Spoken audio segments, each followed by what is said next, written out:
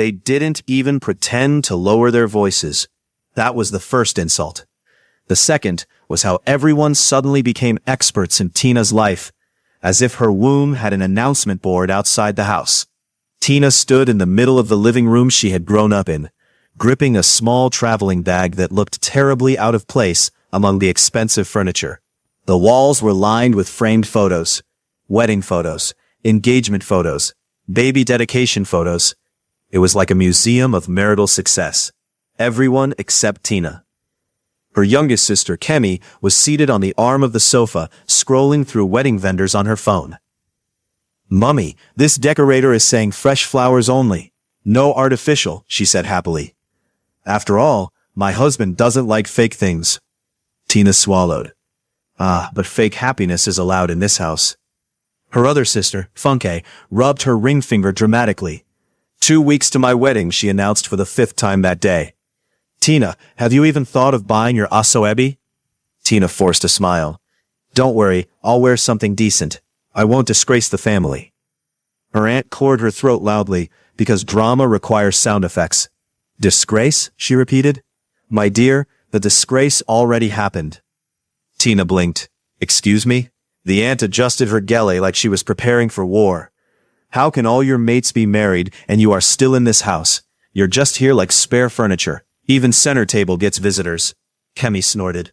"At least center table holds something useful."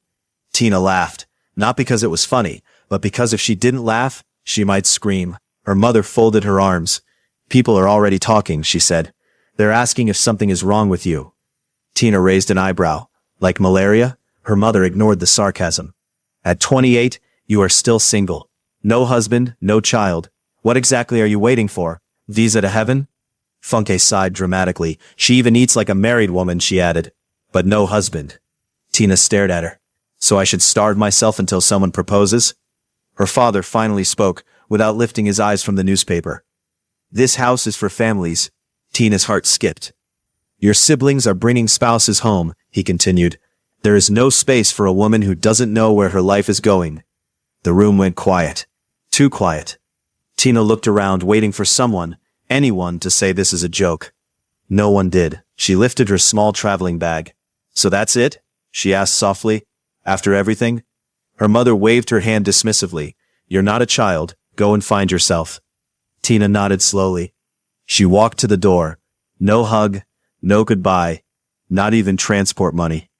As the door closed behind her, she muttered under her breath, "Imagine getting evicted from your own childhood." And just like that, Tina was homeless. The rain did not ask for permission. It came down like Lagos had been personally offended by Tina's existence. Tina dragged her small travel bag down the street, the wheels making a sad kurr-kurr sound that felt like public embarrassment. Her thin dress clung to her body like it had chosen violence, and her flat sandals were already holding water like small swimming pools. "Of course," she muttered, squinting through the rain. "When life decides to disgrace you, it does it thoroughly." A Danfo sped past and splashed muddy water dangerously close to her leg. She gasped. "If that touches me, I will cry in public, and I don't cry cheap." She reached a bus stop and collapsed onto the bench, hugging herself. Her phone blinked once, then died. No, she tapped it. "You too? So all of you had a meeting?" Her stomach growled loudly. Tina sighed. Even hunger has joined the WhatsApp group. People rushed past her, men shielding their heads with newspapers, women lifting their wrappers, children laughing like rain was a game and not a curse. Nobody stopped. She watched a young couple run by, the man holding his jacket over the woman's head. She scoffed. "See, love? Very unnecessary." Her mind drifted back to the living room, to the words, "spare furniture, disgrace, find yourself." She laughed bitterly. "Find myself where?" she whispered. "Google Maps?" Another thunderclap shook the sky. She flinched and hugged her bag tighter. "God," she said quietly, "if you're done laughing at me, you can help now." That was when the black SUV stopped. Not dramatically, not with noise, just respectfully. She blinked rain out of her eyes. "Great," she murmured. "Now kidnappers have joined." The window rolled down. A calm male voice spoke. "Miss, you'll get sick sitting there." Tina stared at him. The man inside wasn't shouting, wasn't smiling foolishly, wasn't offering sweet words. He wore a dark tailored suit, his hair neatly trimmed, his eyes steady. "I'm fine," she lied immediately. "I like rain. It builds character." He glanced at her soaked dress, the sad bag, the defeated posture. "Character is already built," he said. "This will just add pneumonia." She almost laughed. "I can't help you," she said quickly. "I don't follow strangers." "I'm not offering help," he replied. "Just shelter." She narrowed her eyes. "Sir, in Lagos that's how help starts." A pause. Then he smiled slightly. "Fair point." Another thunderclap. She jumped so hard her bag fell. He opened the car door. "Look," he said gently. "I promise not to kidnap you today." She stared at him. "Today?" He chuckled softly. "Bad joke, sorry." She hesitated. Her pride screamed no. Her soaked body screamed enter. Pride lost. She climbed in. The car smelled like leather, calm, and money. Soft jazz played quietly, like the soundtrack to a life she was not invited into. She hugged herself. "I'm Tina," she said cautiously, "in case you're reporting me later." "James," he replied, "and you're safe." Warm air filled the space. Tina sighed so deeply she startled herself. "Wow," she muttered, "so this is how comfort feels.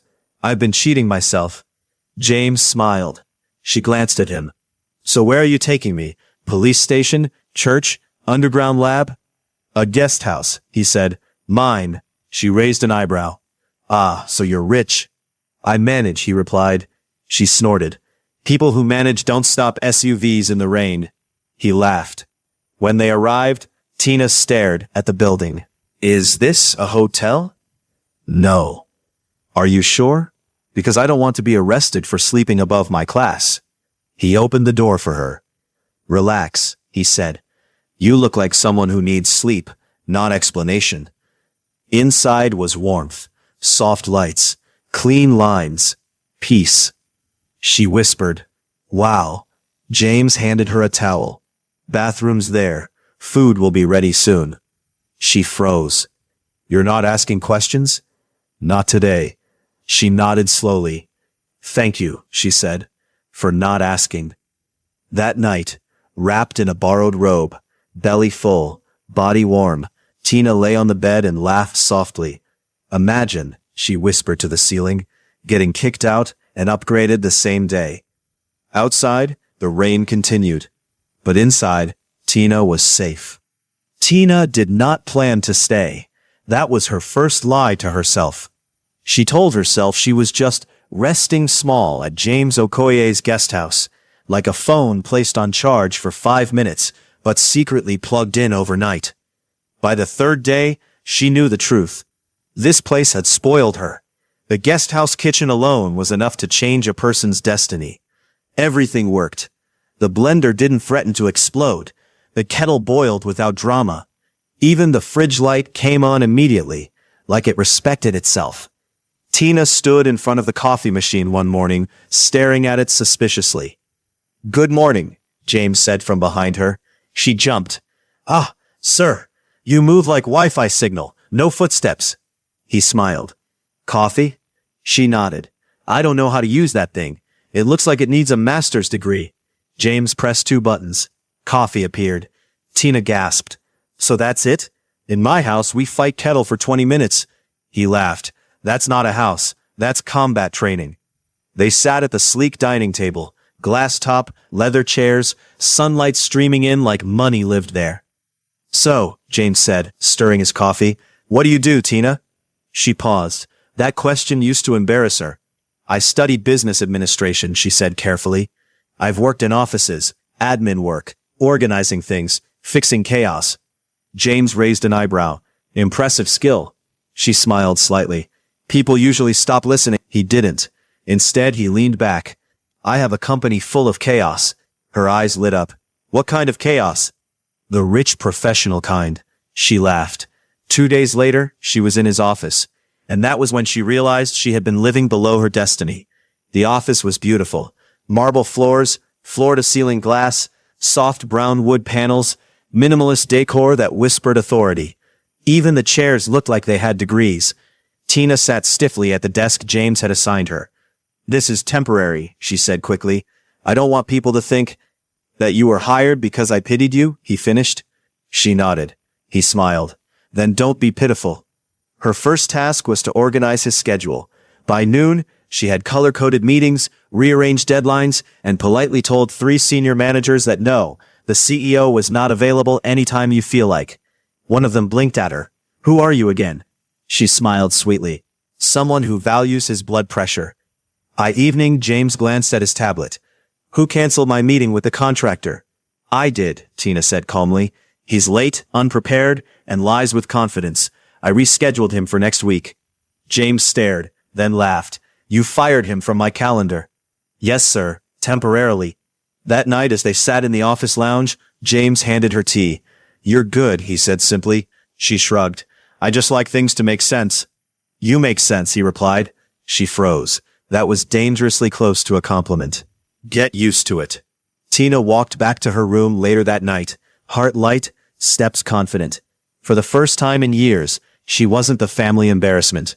She was the woman who fixed chaos, and she slept smiling. By now, Tina had become something of a legend in the office. Not the kind that got her a corner plaque, but the kind that made people whisper in the corridors and adjust their posture when she walked by. Her confidence had grown so much that she now strutted into the office like she owned the place, though she'd never admit it. Her outfit that morning, a mint green blouse tucked into a black A-line skirt, low heels, gold studs, and a tablet tucked under her arm like a shield. Hair neat, bun low, smiled disarmingly sweet. James noticed immediately. "Good morning," she said to him, carrying herself like a breeze through an expensive lobby. "Good morning," he replied, trying to sound casual. His eyes, however, betrayed him. They followed her every move, like a hawk confused by how beautiful and competent a hawk could be. By mid-morning, Tina had already handled a flurry of emails, rescheduled a meeting, and politely rejected a supplier's ridiculous proposal. From across the office, Patience, a colleague in her late 20s, dark-skinned, wearing a fitted mustard blouse and pencil skirt, muttered under her breath, "Who does she think she is? Running Mr. Okoye's calendar like she owns it?" A colleague whispered back, "She kind of does, and she's doing it well." Patience's face contorted in a mixture of frustration and disbelief. She couldn't understand how someone so young, so unassuming, and so soaked in humility could suddenly command respect from everyone, including James. Later, as Tina walked past Patience's desk, she smirked. "Oh, hello, Patience. How's your chaos today?" Patience glared. "Don't talk to me like that, Tina." Tina shrugged, completely innocent. "I'm just being friendly. Friendly with competence." Patience huffed and turned away. Tina suppressed a laugh. She loved her subtle victories. By evening, the office AC had failed again, causing mild chaos. Staff fanned themselves with any piece of paper they could find. Tina, calm as ever, stood in the center of the office. "Everyone stop panicking," she said, rolling up her sleeves. "We're not going to melt today. Trust me." James, leaning against his desk, smirked. "I swear, she's dangerous." "Dangerous how?" a junior staff asked nervously. "She makes chaos feel organized," James muttered, his voice low, almost to himself. Tina overheard and laughed quietly. "Exactly," she said, walking past him. "You can file that under dangerous but useful." Later, James invited Tina to a late-night meeting in his office. He was supposed to discuss a new project, but his thoughts kept wandering. "So," he began awkwardly, shuffling papers he didn't need, "I noticed how efficiently you handled the supplier. Impressive." Tina grinned. "Impressive, huh? Dangerous, competent, and now impressive. I should probably start charging fees." James chuckled, clearing his throat. "Don't, I mean keep it free. For now." She raised an eyebrow. "For now? Oh, that sounds like a threat." "No threat," he said quickly, flustered. "Just, you're welcome. Thanks?" Tina laughed, shaking her head. "You're hopeless when it comes to compliments, Mr. Okoye." He groaned softly. "I'm rich, I'm powerful, and I still can't compliment you without sounding like a fool." She smiled softly, leaning back slightly. "Maybe you just need practice. I can help." Jane stared at her, realizing that not only had she claimed the office, but she was also steadily stealing his composure. And he wasn't sure whether to be angry, terrified, or delighted. But one thing was clear. Tina was no longer just surviving in Lagos, or his company. She was thriving, and he couldn't look away. Tina had been working for James Okoye for nearly 2 months now, and she was no longer the new girl who had tripped over the office carpet, literally on her first day. She was competent, respected, and quietly feared by everyone who tried to boss her around. This particular Friday morning, Lagos rain had eased into a gentle drizzle. Tina wore a light blue blouse tucked into cream trousers, low nude heels, and her hair was styled in a neat low bun. She carried her tablet and a steaming cup of coffee, smiling at the chaos of a typical Friday in the office. James appeared at her desk, dressed in a gray suit with a crisp white shirt, no tie, looking unusually human. Nervous. "Tina," he said, trying to sound casual. There's a networking dinner tonight. You're invited." Tina blinked, suspicious. "Networking dinner? For the staff?" "No," he said quickly. "It's clients. Business." She leaned back, smirking. "Right. Business. You just want me to witness your charming billionaire manners in action." James coughed. "That's one way to put it. Anyway, you'll be great." She laughed lightly. "Fine, but if I hear the words dress code one more time, I will cry or throw my heels at you, possibly both." By evening, Tina arrived at James' luxury penthouse instead of the usual guest house. He insisted she change into something client-appropriate. She wore a soft lilac dress that hit just above the knees, paired with simple heels and minimal jewelry. Her hair was down in soft waves, damp from the drizzle outside, and she looked effortlessly stunning. James opened the door, holding an umbrella over her. "You look good," he said awkwardly. Tina raised an eyebrow. "Good? That's it? I was expecting a full paragraph." He grinned nervously. "You look very excellent." "That's better?" She laughed. "Much better." The networking dinner turned out to be a mix of actual business people and some of James' friends from Lagos high society. Tina navigated the room with ease, charming clients with her intelligence and humor, leaving James quietly fuming because he couldn't stop staring at her. At one point, a client asked Tina a tough question about investment strategy. She smiled and replied confidently, and everyone applauded, not just because she was right, but because she made it look effortless. James muttered under his breath, "Absolutely dangerous." Tina, standing next to him, whispered teasing, "Dangerous? Me? Sir, I'm adorable." He groaned. I said it quietly. By the end of the evening, James insisted on driving Tina home. The rain had stopped, leaving a glistening city in the headlights. "So," Tina said, leaning back in the car, "that was fun. And by fun, I mean mildly terrifying. Also, you owe me for that elevator incident." "Elevator incident?" James asked, confused. "The one where your billionaire friend tried to flirt with me, and you almost fell off your chair trying to rescue me," she said, smirking. "I wasn't rescuing you. I mean, it's complicated." Tina laughed softly. "Sure, Mr. Complicated." When she got home, she realized something. Lagos could be rainy, chaotic, and full of judgmental family members, but there was one person who made her feel safe, seen, and dangerously enough, wanted. And James, well, he realized he was dangerously out of control, because suddenly, being around Tina was less about business and more about everything else. Tina had been at James Okoye's company for almost 3 months now. She had learned the rhythm of the office, earned respect, and even softened the edges of the billion-dollar tycoon who tried, unsuccessfully, to remain untouchable. It was a stormy Thursday evening. Lagos rain beat against the windows, and the city lights shimmered on the wet streets like diamonds scattered across black velvet. Tina had stayed late at the office, finishing reports for a new investment project.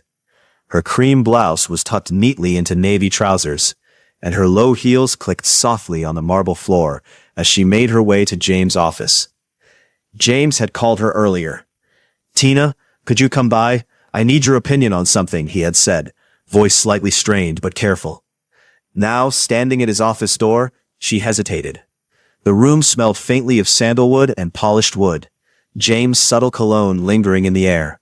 Who was leaning against his desk, gray suit jacket unbuttoned, shirt sleeves rolled up, hair slightly damp from the rain, eyes fixed on her. "Come in," he said, his usual calm tone gone. There was a strange vulnerability there that made Tina's chest flutter. "Something serious?" she asked, stepping inside, tablet and notebook clutched in her hand. "Sort of," he admitted, running a hand through his hair. "It's personal." Tina raised an eyebrow. "Personal, huh? This sounds dangerous." He looked at her, exhaling slowly. "Yes, dangerous." They sat down across from each other at his sleek glass desk. Outside, thunder rumbled, and the storm seemed to underscore the tension between them. Tina leaned back slightly, tilting her head. "Okay, Mr. Billionaire, what's so dangerous that it requires a closed-door meeting?" James swallowed nervously. "It's you," he said finally, quietly. Tina blinked. "Me?" "Yes, you." His voice was low but intense. "I can't stop thinking about you. About how you move through the world. How you make everyone respect you. How you make me feel things I shouldn't." Tina's heart raced. "James," she started, but he held up a hand. "No interruptions," he said firmly but gently. "I know I'm not supposed to say this. I know I should probably act like a normal professional boss. But I can't. Not anymore." The room felt smaller. The thunder outside grew louder, almost like applause. Tina took a deep breath. "So, what now?" James stood and took a hesitant step closer. "Now," he said, voice trembling slightly, "I tell you that I like you, that I choose you, that, if you let me, I want to be more than just your boss." Tina's lips curved into a small, mischievous smile. "Choose me, huh? Bold words for a man who almost spilled coffee on me last week." James chuckled, nerves melting slightly. "Yes, well, I plan to redeem myself." Before she could respond, the lights flickered from the storm, and James reached out, gently tucking a strand of hair behind her ear. His fingers lingered near her cheek. "I've been holding back," he whispered, "because I didn't want to scare you, but I can't anymore." Tina's eyes softened, and she leaned in slightly. "Good," she said, her voice playful but warm, "because I'm starting to think you're impossible to resist." The words were barely out when James closed the gap between them. His lips met hers in a kiss that was soft, careful at first, then deeper as the storm outside mirrored the rush of emotions in the room. When they finally pulled apart, the world outside had not changed, but inside James' office, everything had shifted. Tina rested her forehead against his chest, laughing softly. "You're lucky the rain wasn't louder," she whispered. "Otherwise, people would think the city is applauding us." James laughed, holding her close. "Lucky indeed, and I plan to keep holding you, if you'll let me." Tina smiled, wrapping her arms around him. "I think I can manage that." That night, as the rain poured on Lagos, Tina realized something profound. She had been thrown out of her old life, rejected and underestimated, but now, wrapped in the arms of a billionaire, she had found something far more powerful: love that was real, respect that was earned, and the courage to embrace it fully. And James, he learned that even billionaires could lose control, and gladly, if it meant holding Tina Leo in his arms. That Friday, James had invited Tina to accompany him to a charity gala in Lagos. His words were careful. "It's public, it's important, and you'll be perfect." Tina raised an eyebrow. "Perfect, huh? Dangerous and adorable were not enough?" James gave a small, awkward smile. "Those are reserved for private hours." By evening, Tina was dressed in a mid-length emerald green gown, hair cascading in soft waves, makeup elegant but understated. She looked like she had stepped out of a magazine cover, and even James, in his black tuxedo, crisp white shirt, and black bow tie, couldn't hide his admiration. "Wow," he muttered under his breath, glancing at her. "Absolutely dangerous." Tina smirked. "Dangerous again? I thought we retired that word last week." The gala was a glittering affair. Wealthy Nigerians, politicians, and media personalities mingled in a luxury hall, with crystal chandeliers, marble floors, and gold-accented decor. Tina floated through the crowd gracefully, charming everyone with her wit and intelligence. James watched from beside her, heart swelling with pride and a little possessiveness. At one point, Tina's phone buzzed, a message from her mother. "We'll be at the wedding next month. Be ready to explain yourself. Love, Mom." Tina rolled her eyes. She showed James the message. "Family drama, round 2. James raised an eyebrow. "Your family? Already plotting?" Tina laughed softly. "Oh, they'll plot, and they'll gasp, and they'll judge. But that's fine. I have you now, remember?" Meanwhile, across the room, Patience, her office rival, glared from a distance. Dressed in a sleek black dress, she watched Tina laughing with ease. She whispered to a colleague, "Who does she think she is, showing up next to James Okoye like she owns the room?" Tina noticed, smirked subtly, and whispered back to James, "See that woman over there? That's my competition in subtle jealousy. I call her green-eyed Patience." James chuckled quietly. "I'll make sure she doesn't bother you." The night continued with champagne, speeches, and a charity auction. Tina's ease, humor, and intelligence drew admiration, while James' occasional glances toward her did not go unnoticed. At one point, he leaned close and whispered, "Careful, you're making it very hard for me to behave like a composed billionaire." Tina laughed softly, bumping her shoulder gently against his. "Then don't behave, Mr. Okoye. Let's have some fun." By the end of the evening, as the gala lights dimmed and the Lagos skyline twinkled outside, James and Tina stepped onto the balcony. Rain had lightly dusted the city, leaving streets sparkling. Tina leaned on the railing, looking at the horizon. "You know, I never imagined this. Me standing next to a billionaire, surviving judgmental glances, and actually enjoying it." James wrapped an arm around her waist, pulling her close. "Because you're not just surviving, Tina. You're thriving, and you're making me completely lose my composure." She laughed, resting her head on his shoulder. "Good. I like seeing you flustered." "Flustered is my new normal," he muttered, smiling. "Thanks to you."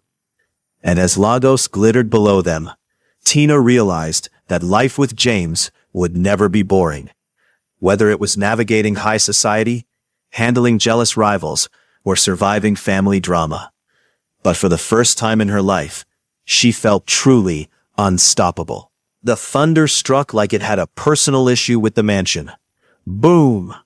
Tina bolted upright in bed, heart racing, hair scattered like she'd just fought for her life in her sleep.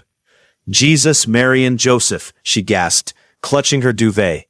"Is the sky fighting itself?" Another thunderclap cracked so loudly the windows trembled. That was it. Tina jumped off the bed, grabbed the hem of her sleep shirt, and ran, barefoot, down the softly lit hallway like a woman being chased by invisible enemies. She didn't knock. She burst into James's bedroom. James, half asleep, sat up just in time to see a terrified Tina leap onto his bed. "James, the thunder wants to kill me." He blinked. Once. Twice. "Good evening to you too?" Another thunder roared, and Tina screamed, diving straight into his arms. "I'm not joking," she said, face buried in his chest. "What if lightning enters through the window and says, 'Tina, today is your day'?" James laughed, a deep, sleepy sound. "You think lightning has your name on a list?" "Yes," she snapped. "I've offended enough people in life." He wrapped his arms around her, pulling her closer as they sat at the edge of the bed. "Relax. This house has lightning arresters. Very expensive ones. Even thunder respects my money." She looked up at him. "So if lightning comes, it will bounce back?" "Exactly. Billionaire protection package." That made her laugh, softly at first, then harder.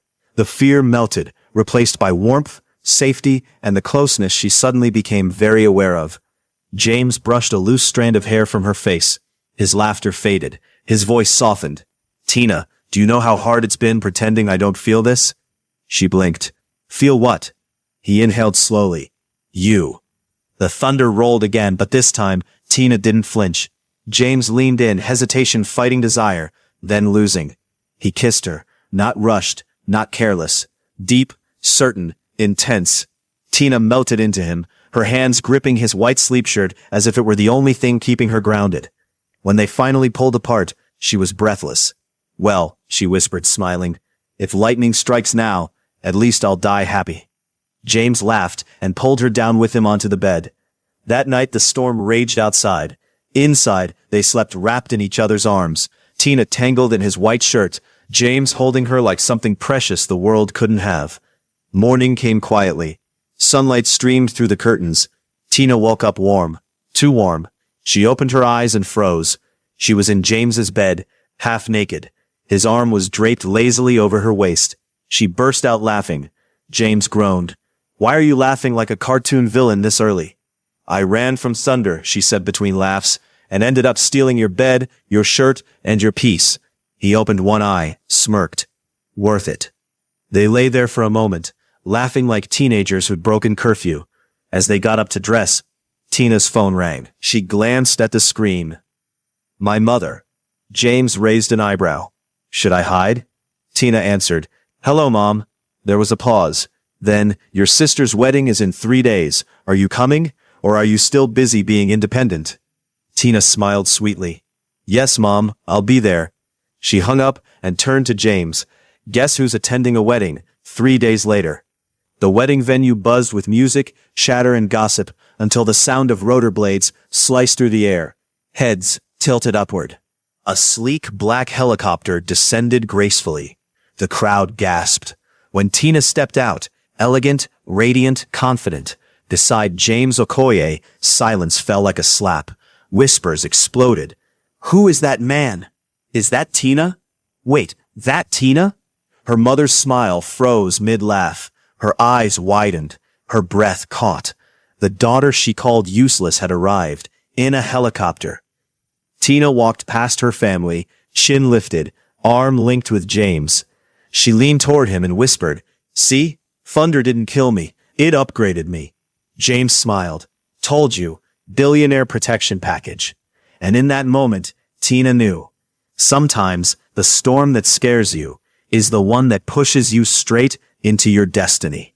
The wedding reception was still alive with music, talking drums, laughter, glasses clinking, aunties dancing like they were competing for Olympic gold.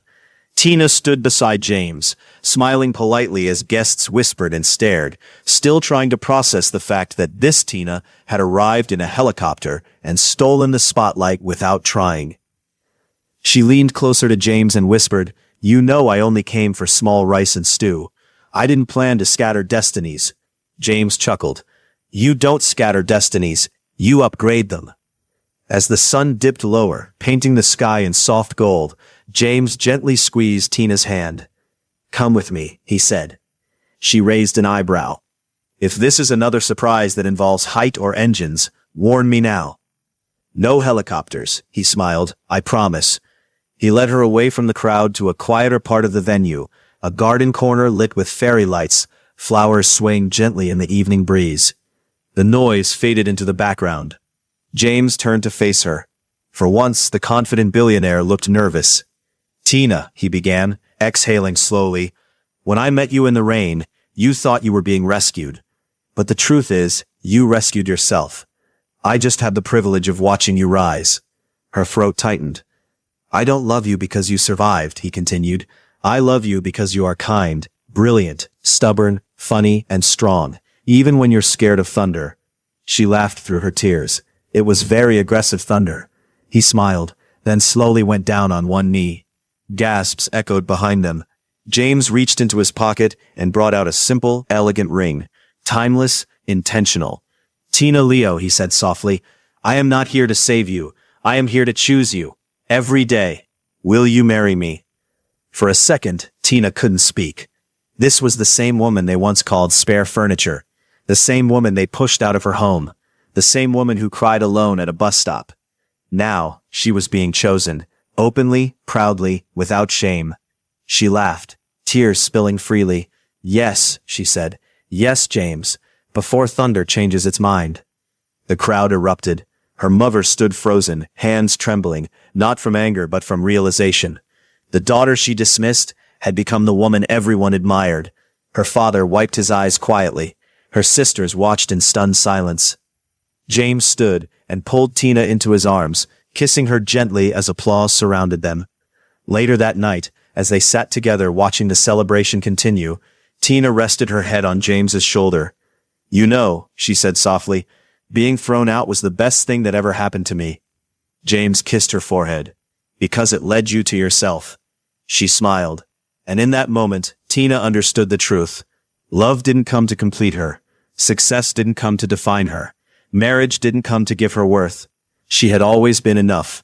And sometimes, that is when you find out how strong you really are. The door that closes behind you is only doing so to push you forward. Straight into love, purpose, and a life far bigger than the one you were told to settle for. Never let society, family pressure, or timelines define your worth. Tina was rejected, not because she lacked value, but because the people around her could only measure success by marriage and appearances. When she was thrown out, it felt like an ending, but it was actually a beginning. Losing comfort forced her to discover her strength, her confidence, and her true self. This story teaches us that your value is not tied to marriage, age, or public approval.